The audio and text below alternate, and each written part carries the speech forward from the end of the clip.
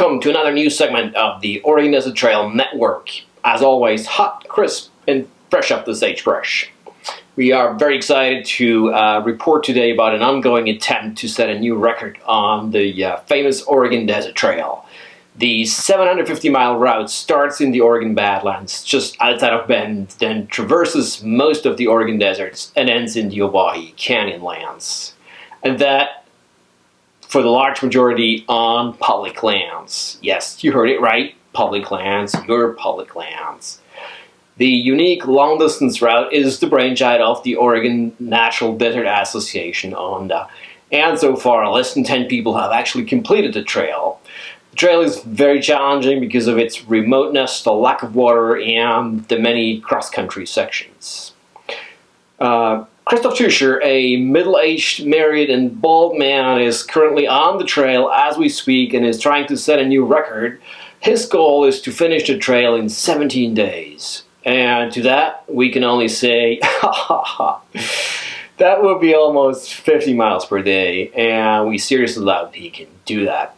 After all, he looks older than he is, and he has really no credentials in completing any long-distance trail.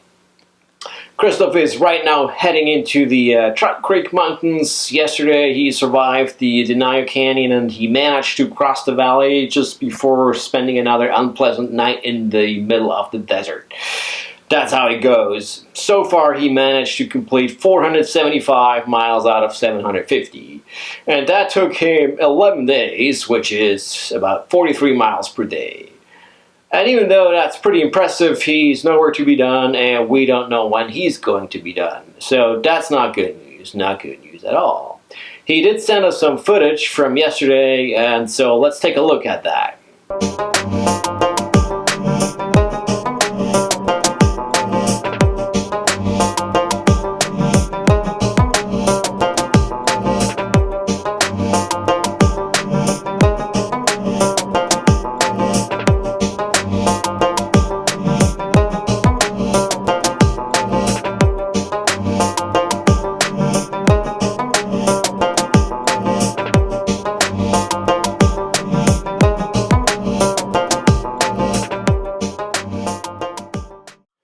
We now have Christof online via satellite phone.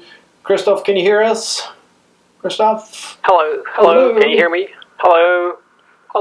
Oh, hey, great to talk to you. Thanks so much for calling in. How's it going? It's not really going. You haven't been looking very good on that footage, so we're not very positive that you're gonna really make it. Is that what you would say? Yeah, definitely. It doesn't look good at all. My body's just not keeping up, and everything is in pain. And it turns out that I'm already 1 day behind schedule right now, so it's a pretty desperate situation. You've slowed down quite a bit in recent days. So what's the reason for that? There's been many reasons. One is the terrain. It's been much more difficult. This valley, for example, it used to be green. There was a flowing little creek, and now it was all this nasty tumbleweed, and it was impossible to move fast and efficient. It was just a huge fight getting through that valley. So obviously that makes you really, really slow, and you're using a lot of energy just to, get through that stuff.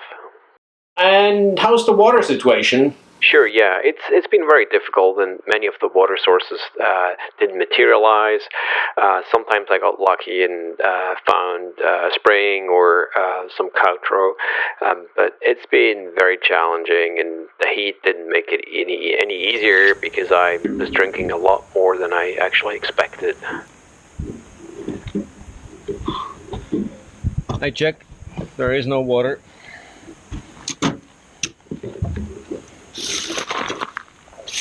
You told us that you had trouble finding one of your food caches that was buried in the ground yesterday. So you've got a PhD, and so we would say that you should have found that cache a little quicker. Yeah, well, it was really hard. I was very dehydrated, I was very hungry, it was getting late in the day, and I just couldn't find that cache. The marker was gone, the GPS coordinates didn't seem accurate, and I really couldn't remember where we buried it, so it was a pretty desperate situation. We also heard some complaints about your physical appearance and the rather intense smell that apparently surrounds you. How do you keep up with your personal hygiene? Well, mostly I don't, and that's a problem. It's simply because I don't have access to water typically, so it's hard to wash yourself and keep yourself sort of like up to date. But when I do, I certainly try and make an effort and wash myself as much as I can and as good as I can. But luckily, I'm not really around people. I think these teeth look better than mine right now. I didn't really have time for any dental hygiene, no flossing, so I apologize to my dentist. Now, before we move on, it's time for a weather update from the most accurate weather team in the Oregon deserts. Tracy for the Oregon Desert Trail Network, how are things looking? Today's weather forecast for the Oregon Desert Trail, hot. Tomorrow, hot. Tuesday, hotter. Wednesday. And welcome back. Christof, thanks for staying online. Can you tell us a bit more what happened today? Yeah, well, it's been a really rough day as I moved from the Oregon Canyon towards the I-95 crossing. Did I mention that there is no wind, there is no shade, and it's about 100 degrees? Welcome to the Oregon Desert Trail. Miles and miles and miles and miles, and many hours of this. All you want to do is just go home and have a beer, because this is just fucking bullshit. It's real bullshit. Well, I finally made it to where my next cache was supposed to be. I was completely out of water, and then I got another unpleasant surprise.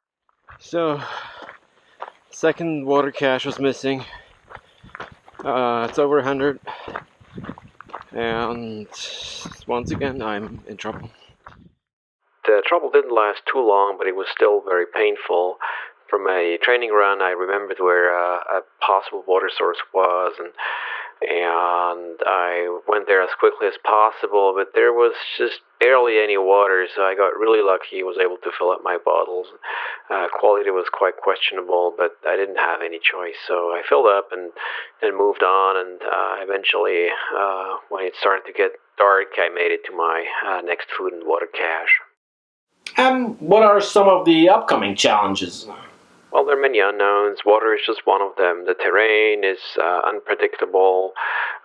Sometimes it's just extremely slow. For example, through these rocks, there's no way you can run on that. And then the other big issue is to keep the body running and moving, and keep the feet happy, and that's been a major issue. It's been very challenging to deal with blisters and with constant pain, and things are only getting worse, so I think that's going to be the major challenge, just to keep moving. It's time for a traffic update, and here's an update from the Oregon deserts. Current traffic, we've seen a large herd of cows that caused some delays just south of the Oregon Canyon. Nothing major though, but if you can leave a little early, we would recommend that. Otherwise, things are moving pretty smoothly in the Oregon deserts. As always, watch out for snakes. And Christof, one last question. How do you sage? That is an excellent question. I would rather not talk about all the details, so we'll leave it at that. We're super excited to continue to follow you and your progress and your struggles in the desert as you suffer. We wish you all the best, and maybe, just maybe, we'll see you in the Lake Oahe State Park. So good luck. Keep it up.